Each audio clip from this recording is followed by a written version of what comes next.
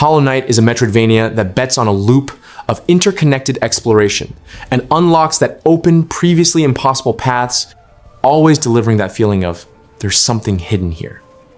So today, I've rounded up 10 new Metroidvanias that seem to understand exactly that hunger. Games with a strong vibe, bosses that demand respect, and worlds that invite you to get lost on purpose. Come with me, because this list is dangerously promising. Nevergrave. The Witch and the Curse is one of those games I would put on my radar without a second thought. It mixes Metroidvania with roguelite. You dive into dangerous areas, come back with loot, upgrade what you can, and go back in with more confidence or more stubbornness in that next time I'll do better vibe that is easily addictive. Here, you aren't exactly the witch, you are the cursed hat. And that changes everything because the game revolves around possessing defeated enemies to use their abilities. This isn't just for fighting harder. Possession also serves for traversal and solving puzzles. So choosing who to possess becomes part of your route planning and run style. And that's where the part that gives the game its own identity comes in. Progression has two clear pillars: a skill tree for permanent upgrades using collected materials, and a variety of equipment to build different setups for each attempt. The PlayStation blog itself mentions this ultimate build gameplay, switching between heavy-hitting, clever magic, or a more exploration-focused mode. And I love it when a game lets you express yourself that way without locking you into a single path. To round out the package, it even features online co-op for up to 4 people, which is a bold and welcome choice in a Metroidvania, as you can go full team combat or split roles. One explores, one fights, another manages the village. And yes, there's a darker story behind it. The witch has her soul stolen by the ancient witch and becomes cursed, unable even to die. While you delve into dungeons and face bosses with varied mechanics, giant golem lasers, storms, lava, and so on.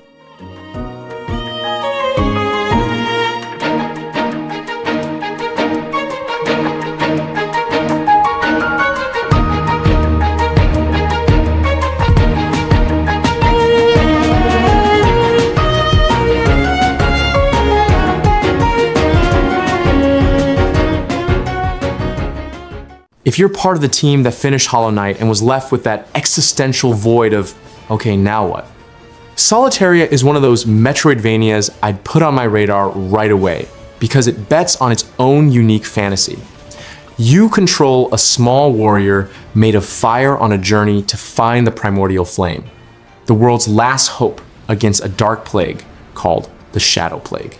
Solateria markets itself as a hand-drawn action Metroidvania with a heavy focus on parrying, and you can feel that the idea is to put you in that duel-like mental state, reading animations and responding at the right time, rather than just hacking, slashing, and tanking hits. I like this specifically because when a game centers parrying as its identity, and not just as an extra button, it forces enemies and bosses to have personality, rhythm, and malice. There's also a Souls-like spice in the way the promotional material describes the experience.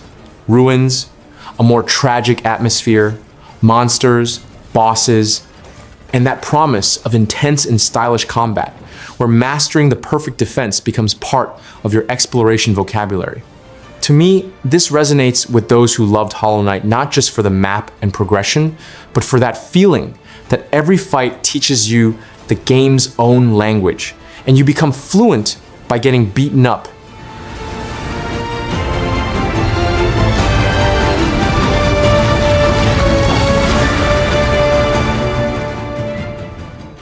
Volunteer. The Ascension is being developed by the Winter Crew. This 2D Metroidvania puts you in the shoes of Hira, a cursed youth carrying a traumatic past. After a catastrophe destroys his hometown, he sets out on a journey through the mystical world of Rawa to purify corruption, consuming everything. The narrative has that taste of a personal epic that we love in the genre. You feel the weight of the character even before fully understanding everything that happened to him. What stands out immediately is the Fated Bond system. 22 unique allies you can recruit during the adventure, and each of them literally changes how you fight and explore. It's not just about having a companion tagging along. Each ally has their own abilities, enemy weaknesses they expose, and even personal stories and quests for you to unlock. Imagine finding a group of musicians where a singer, a dancer, and a guitarist combine to perform a number so beautiful it can resurrect you mid-battle. Yes, that exists in the game. This provides massive depth for builds and combos, making you want to test different combinations every run. Combat is where Fallen Tier really shows its teeth. It starts relatively simple, a dodge that can become a powerful counter if timed correctly, but evolves into a system filled with skill trees, Ascension skills, Hunter skills, dash attacks, upswings, and chained counters. The bosses don't hold back. Any misread, and they punish you instantly, giving that delicious sense of achievement when you finally crack their pattern. There's a Souls-like touch here too, with campfires as checkpoints, and a backstep counter available from the start for those who enjoy more technical gameplay. The hand-drawn 2D art, inspired by the style of Ori and the Will of the Wisps, and the level design drinks from the philosophy of Zelda. Breath of the Wild, with real non-linear progression, after unlocking essential skills, the world opens up and you decide where to go.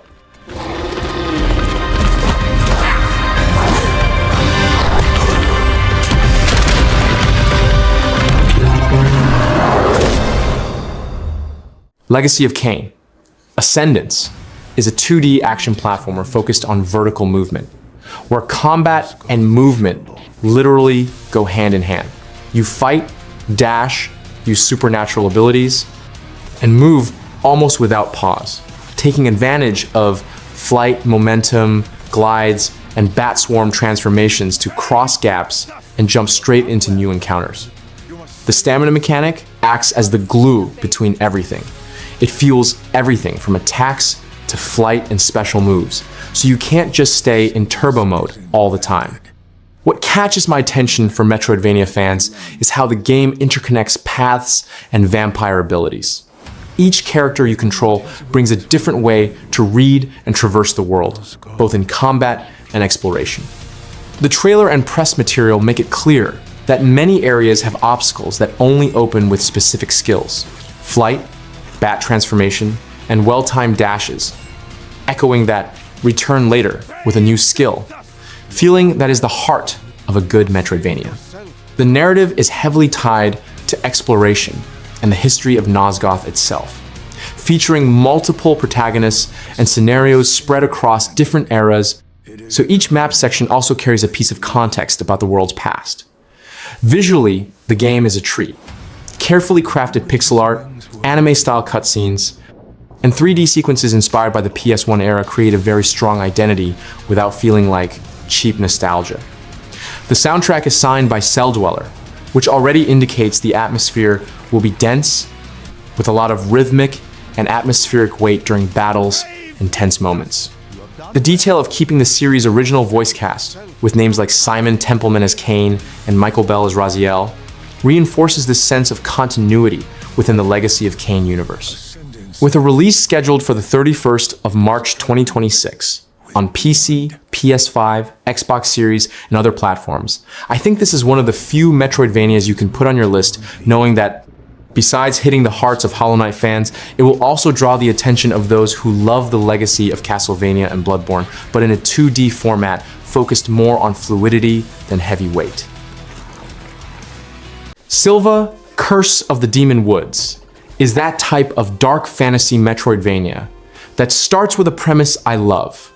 You play as a nameless knight seeking redemption in a god-forsaken village, with a strong focus on narrative and world building. The vibe it tries to sell is one of exploration, both outside and inside, as if each new area is a piece of guilt and identity being unearthed. And from what the creator has been showing, the idea is to deliver a more contemplative adventure rather than rush and combo, the kind that makes you walk slowly just to absorb the setting. In terms of gameplay, it fearlessly describes itself as chivalrous action, mixed with Metroidvania and Souls-like elements, so expect a connected world, progression gates, and methodical, punishing combat in just the right measure. The demo and dev materials talk a lot about exploration, bosses, and mystical creatures, plus NPCs and lore bits to piece together what happened there. The central setting is the haunted city of Parsisi, surrounded by decaying swamps, which easily wins me over, because this type of biome usually yields clever shortcuts and secrets that are tricky to find. And yes, there's even a fishing minigame, which to me is a great sign of let's breathe a bit between bouts of suffering. For those who loved Hollow Knight, the must-know factor here isn't because it copies anything, but because it aims for the same sense of stubborn discovery. Entering a place that seems too quiet, taking a few hits, and leaving with a new piece of understanding about the world. The dev mentions working on the project since 2021, and the approach is very much Metroidvania, with dark fantasy world building and a narrative focus that guides exploration.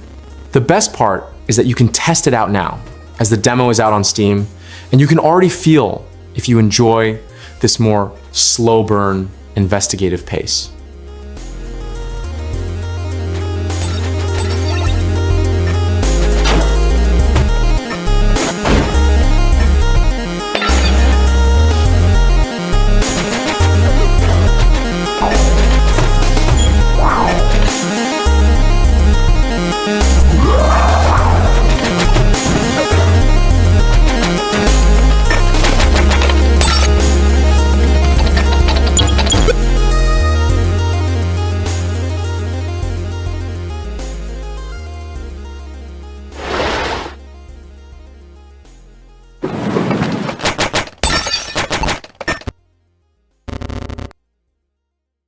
Sophie.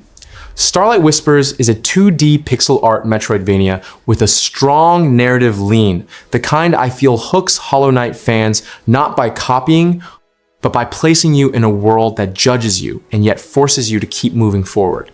The story revolves around Sophie, the only one immune to a disease linked to dark creatures that attack the kingdom of Sharon. Because of this, her own people suspect her and treat her as the culprit. This contrast between being the solution and being hated adds an emotional spice that I think is perfect for a Metroidvania, as each explored area feels like a step toward personal affirmation. In gameplay, the base is swordplay with dashes and jumps, but the game really opens up when you start learning 4 types of magic: offensive, medical, spatial, and psychic. The detail I like most is being able to mix magic into 4 slots and build your own style, which usually leads to that addiction of testing combinations until you find your comfort build. The environment itself plays a role. Some plants restore dash energy and others replenish your essence, so attentive exploration becomes part of combat. As a Metroidvania, it promises to give you real freedom to choose your pace, follow the main story, explore hidden corners, meet characters, and do optional content to get stronger.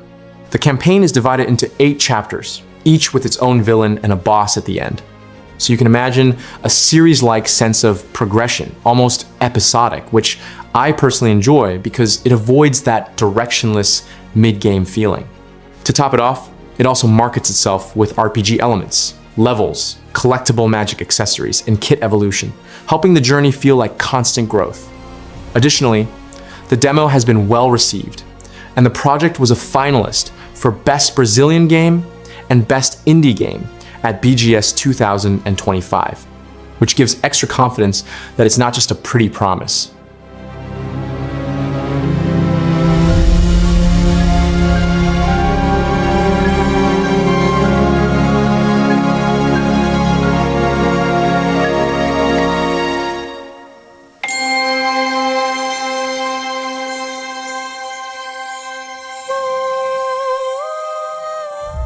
Yuma Nest is the kind of Metroidvania that appears to shake up the genre without looking like anyone's clone. You step in as a seemingly normal student in a world full of monsters, but you quickly realize the game is much more of an action and RPG sandbox than just a corridor of connected rooms. The core idea is for you to grow on the surface, first train, do missions, build automations, and prepare equipment, and only then dive into an underground filled with secrets and typical Metroidvania gates.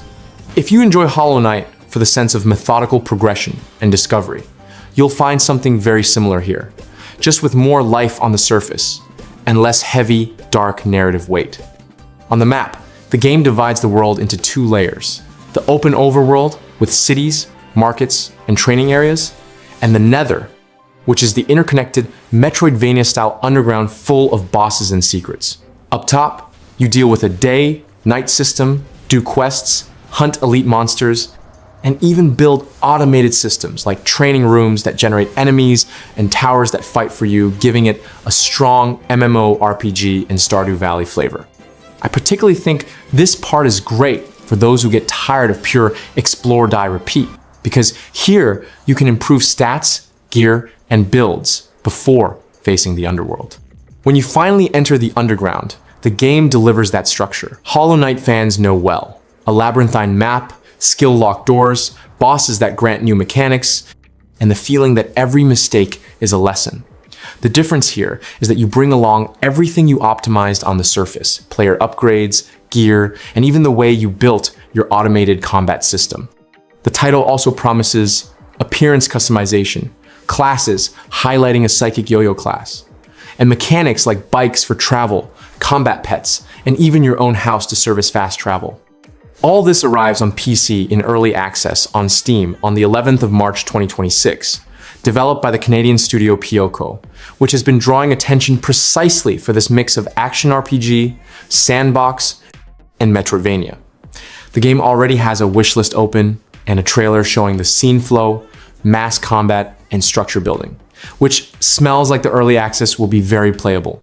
If Hollow Knight kept you hooked for hours exploring and progressing, Yuma Nest is one of those titles you can put on your list to see if it fits the same type of gradual improvement addiction, but with more freedom on the surface and a much more colorful and optimistic vibe.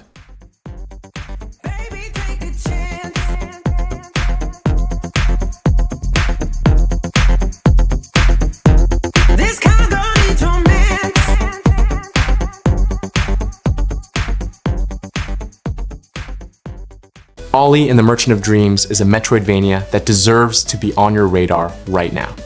It presents itself as a 2D game focused on agile platforming, dynamic combat, and exploration, the kind that makes you look twice at every wall and suspect every dip in the scenery. And the story hook is already quite ambitious. A world rich in lore, with duty and betrayal at the center, and a journey to free all of creation from chaos. What caught my eye here is that the game seems to want to be hardcore Metroidvania in structure, but very creative in its flavor. It promises that you will summon ancient deities to help you, and even ride a winged unicorn in combat. This is the kind of idea that, if it fits the rhythm well, becomes an instant identity, not just another guy with a sword in a dark corridor. And as a fan of the genre, I love when a game takes on a bold concept like this, because it usually comes with skills and movements that make exploration more expressive. If you want real proof, and not just a promise, the demo already exists, and was designed as a small but complete slice. It has ability gating, different environments to feel the world's tone, combat with various enemies, a boss fight, and even a mount segment. A very interesting detail is that the flying mount in the full game should also feature in platforming sections, but in the demo, it appears mainly in a shooter-style segment.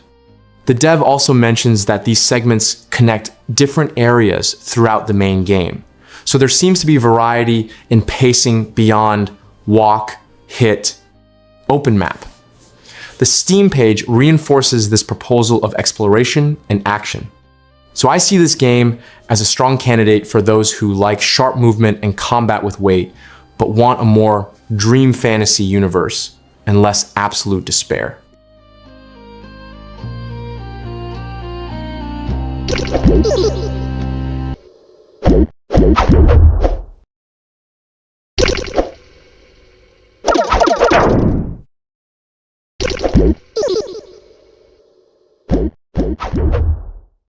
This one is one of the most visually impressive games I've seen lately, and that's no exaggeration.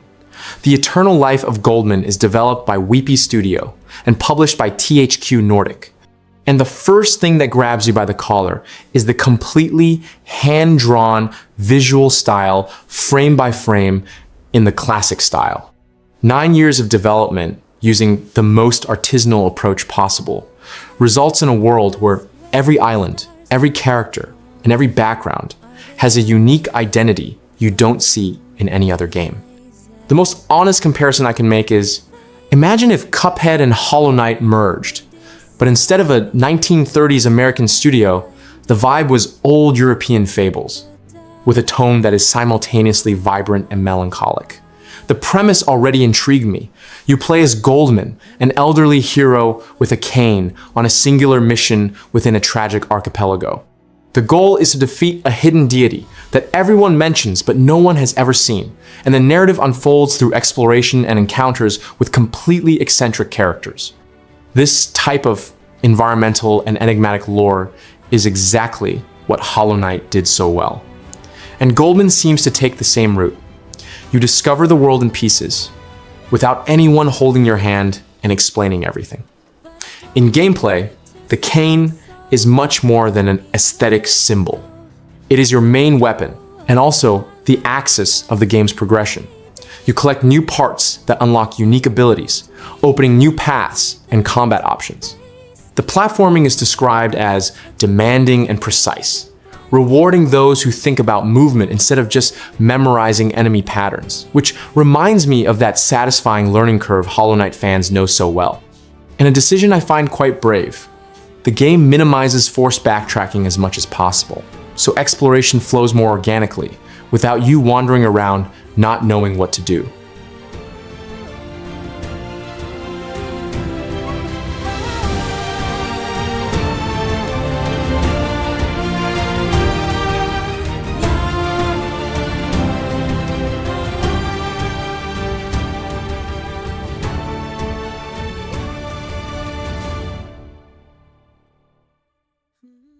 Castlevania. Belmont's Curse is the dream return for those who love Metroidvanias, like Hollow Knight, a 2D action and exploration game set in 1499, 23 years after Castlevania 3, Dracula's Curse, where a young Belmont descendant of Trevor and Sylva invades the burning streets of Paris and the dark castle to hunt demons. What got me right away is this mix of urban chaos with a classic labyrinthine castle, creating a non-linear map that fuses city and fortress, full of secrets, hidden items, and breakable walls. Exactly that every corner has something to discover vibe that Hollow Knight elevated to an art form. And the colorful gothic tone promises to refresh the formula without losing the Castlevania essence. The heart of the game is the Vampire Killer Whip, which isn't just a weapon, but a movement tool. You use it to swing like a trapeze artist, cross chasms, and even hang from ceilings, giving insane fluidity to platforming and combat. This reminds me of how the Knight used his abilities to rewrite the map, but here the focus is more aggressive, with dashes, quick attacks, and stamina management that forces you to think about your next move. The world is open like Symphony of the Night, with save rooms, fast travel, and a map that fills itself in as you go, allowing you to return stronger and open new paths. In the arsenal, besides the whip, there's a sword for consistent attacks, sub-weapons, spells, and more surprises to come, all to vary the combat against hordes of zombies and epic bosses. The devs from Evil Empire, Dead Cells, and Motion Twin bring environmental traps, puzzles, and biomes full of dangers that test your brain as much as your reflexes. Imagine breaking walls to find wall meat for health, or dealing with enemies that force you to switch weapons on the fly. To me, this is perfect for those who get tired of repetitive combat. Here, it seems every area will require real creativity. Announced at the February 2026 State of Play by Konami, the game comes out later this year for PS5, Xbox Series, Switch, and PC, marking the series' 40th anniversary and the first traditional 2D entry since Order of Ecclesia.